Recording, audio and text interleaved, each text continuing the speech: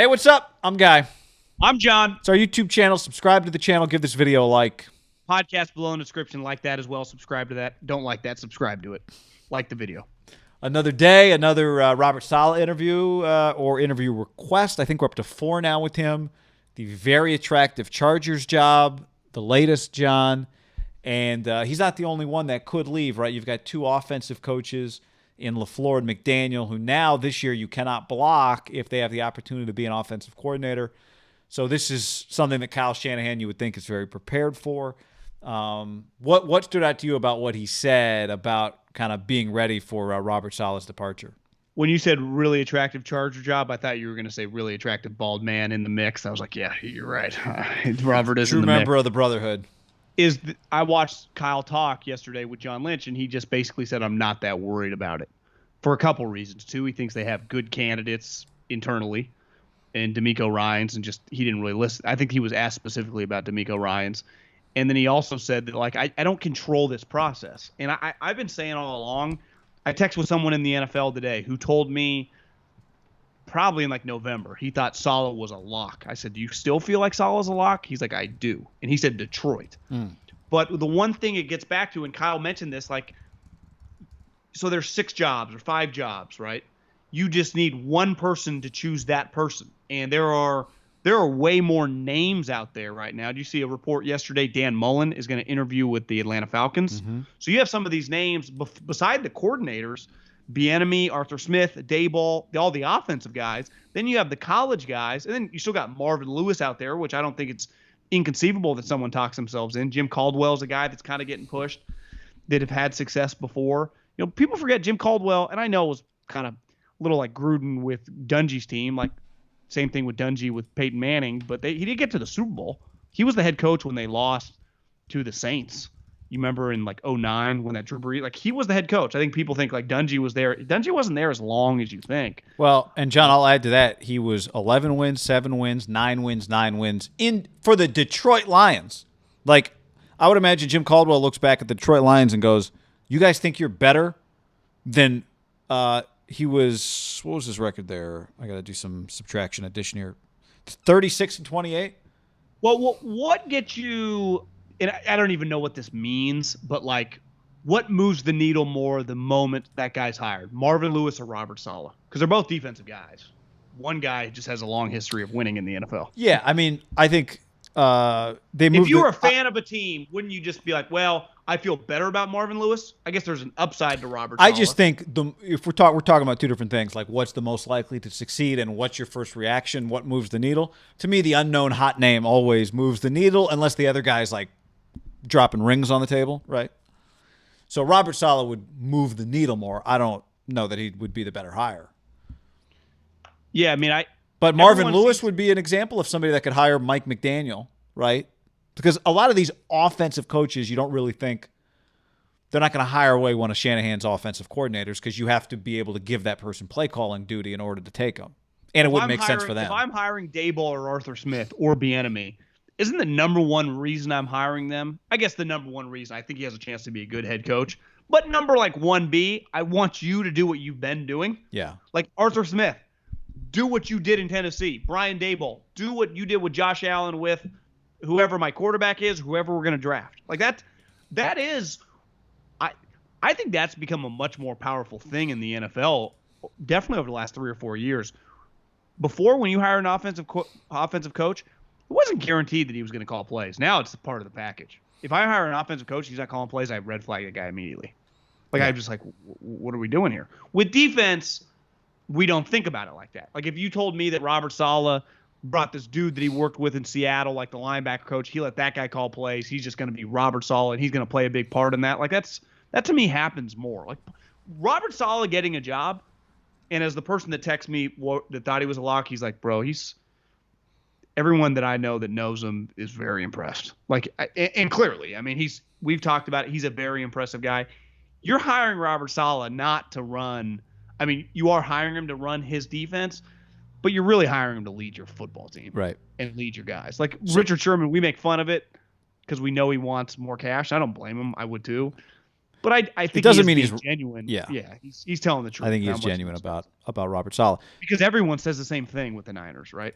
So could you just because we were talking about it earlier, what Shanahan was asked about Robert leaving, and I'd kind of forgotten. You reminded me that last year there was, I guess it was before the NFC Championship game, right? No, It was a division the game. divisional game, where we thought this is the final ride for Robert Saleh because he was about to become the Browns coach, and then he wasn't. Remember last year, the Niners didn't even need to play during this week. A lot's changed since I then. do remember that, and they're not playing this week either. They have a bye again this week, John. I don't know if you heard. But so then Kyle this week talked about it. Yeah. About losing Robert. On Monday, like when him and Lynch sat down with the Zoomer. So I'm a big believer. Like my first reaction, if he does leave, is to hire within.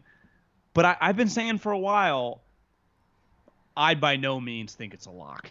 Because when you look around and I think all of a sudden, we'll get into this guy later. Like if Urban takes a seat, what if I told you right now Urban Meyer and Dan Mullen are NFL coaches? Would you rethink like Robert Saleh? You just start doing the math. You're like, well, you're telling me Arthur Smith's not going to get a job and Brian Daboll? And Eric Bieniemy? So all of a sudden you're at 5. There's only 6 jobs. And what if, what if Matt Campbell or someone goes outside the box?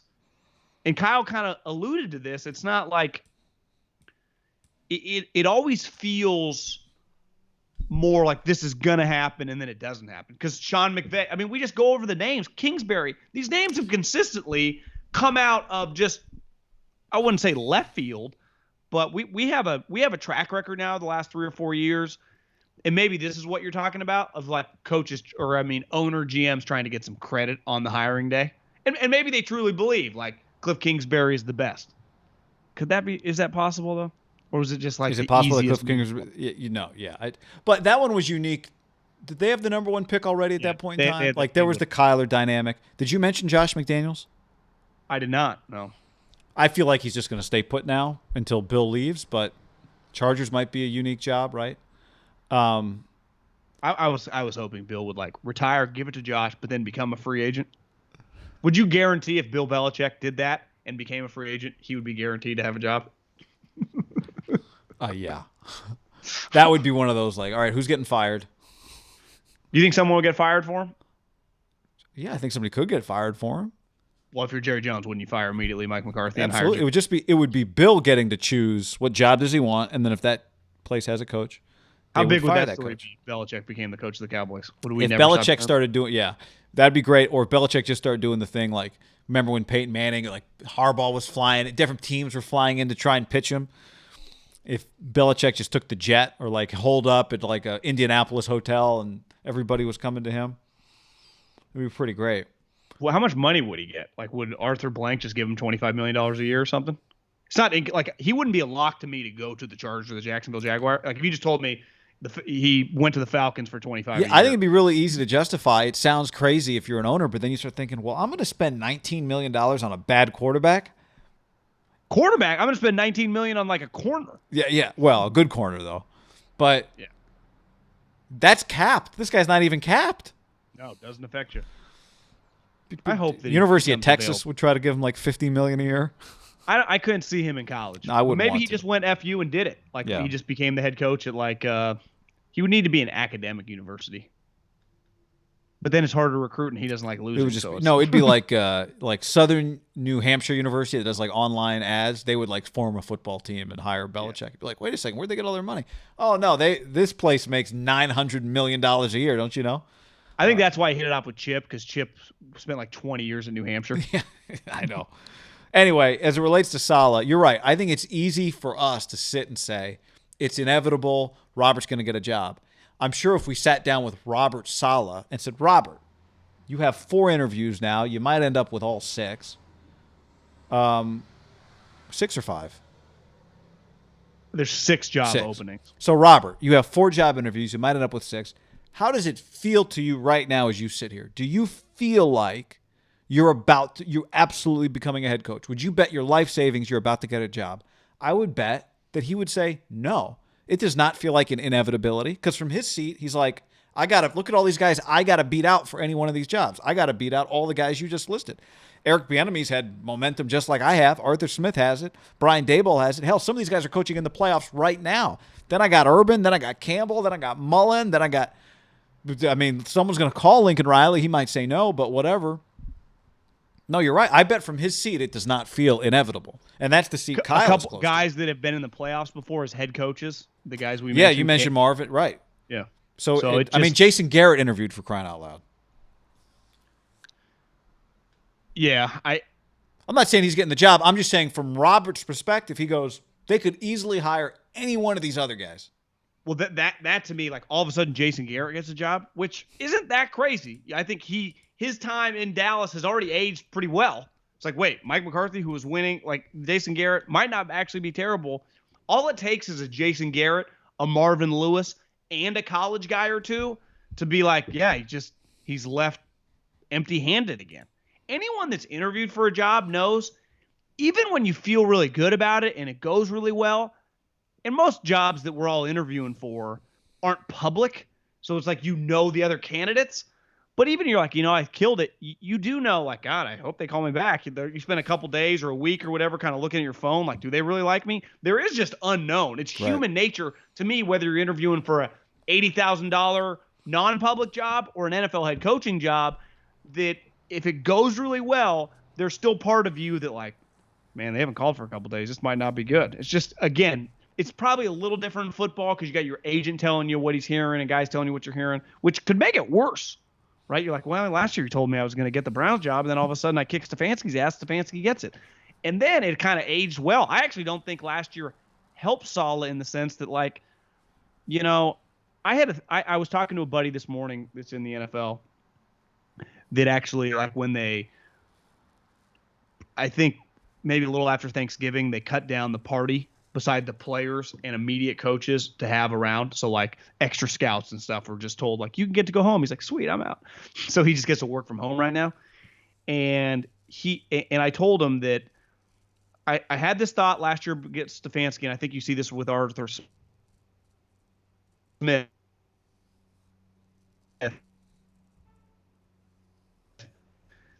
That we started hiring these coordinators at really young ages that did not happen the majority of just football in general, college or pros. And then because you could just have success if you were in the right spot, you get a head coaching job really young. And some of those guys started failing, and it looked weird. And guys like that had been a coordinator for 1 year got head coaching jobs, they didn't deserve it. Look at Arthur Smith and look at Stefanski, even Robert Saleh. Like, the dude was a quality control guy for a while. Right. The dude was a linebacker coach for a while. Like, he had to kind of cut his – Arthur Smith was a long-time position coaching grunt for the Titans. You look at Stefanski's resume, he was in Minnesota forever in various positions. And I just think the more and more you do something, you start, building your philosophies, and then you get your shot. Like, I bet when you look at Nick Saban's resume, it took him a little longer than you think just to become the head coach. And when he did become a head coach, remember, he went back with Belichick to be a coordinator. I think sometimes we throw these guys in this position, and for every McVay that can handle it, it's a little bit like an NBA player that comes straight out of high school. For every LeBron and Kobe, there's a lot of guys that you've never heard of and never will hear of again. Right. And for every Sean McVay, there's a lot of guys that you immediately regret. Kyle Shanahan's a good example. Like, the guy started coaching like 04 or 05 whenever he got finished in Texas. He started coaching immediately. Yep. And he had a lot of jobs before he became the Niners head coach. He had a lot of play calling jobs. One thing he said yesterday when I could tell he was trying to almost give, like, San Francisco, like, boost it up. Like, I love living here. Is once this offseason starts, it's going to be the longest I've ever lived in a place since my coaching career. Wow. It's probably a little bit easier when you start making, $10 million to be like, but it's just those guys, I think, kind of get used to moving around. Yep. Fresh starts all the time. Way. There's no doubt. It's very military in that way. Yeah. Just a lot more money comes along with it. A lot.